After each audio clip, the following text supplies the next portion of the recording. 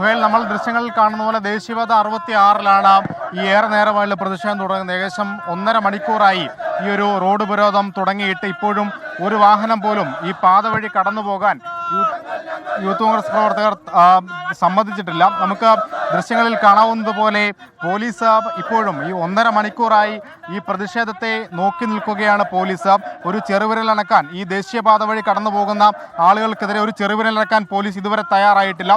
എന്തുകൊണ്ടാണ് ഈ ദേശീയപാതയിൽ ഈ രാത്രി യാത്രയ്ക്ക് പോകുന്ന ആളുകൾ തീർച്ചയായും അവരുടെ ആവശ്യം കണക്കിലെടുത്താണ് ഒരുപക്ഷെ ഈ ദേശീയപാത വഴിയുള്ള യാത്ര അവർ തിരഞ്ഞെടുക്കുന്നത്. വേഗം എത്താം ലക്ഷ്യസ്ഥാനത്തേക്ക് എന്നുള്ളൊരു ആഗ്രഹം അവർക്കുണ്ടാകാം. ആ ആഗ്രഹത്തെ മറികടന്നുകൊണ്ടാണ് പോലീസ് ഇതുവരെയും 1.5 മണിക്കൂറിന് മുകളിലായിട്ടും യൂത്ത് കോൺഗ്രസ് പ്രവർത്തകർ ഈ റോഡ് ദേശീയപാത ഉപരോധിച്ചിട്ടും ഒരു നടപടിയും എടുക്കാൻ തയ്യാറായില്ല എന്നുള്ളത് ആശ്ചര്യകരമാണ്. ഇപ്പോൾ ഇതാ നമുക്ക് ദൃശ്യങ്ങളിൽ കാണാവുന്നത് പോലെ ഈ യൂത്ത് കോൺഗ്രസ് പ്രവർത്തകർ റോഡ് ഉപരോധിക്കുന്നതിന് പിന്നിലായി നൂറുകണക്കിന് വാഹനങ്ങൾ ഗതാഗത തടസ്സത്തിൽപ്പെട്ട് കിടക്കാൻ തുടങ്ങിയിട്ട് 1 മണിക്കൂർ 1.5 മണിക്കൂറിലേറെയായി. നമുക്ക് യൂത്ത് കോൺഗ്രസിന്റെ ജില്ലാ അധ്യക്ഷനടക്കമുള്ളവർ ഇപ്പോൾ ഈ സമരത്തിന് തുടരുകയാണ്.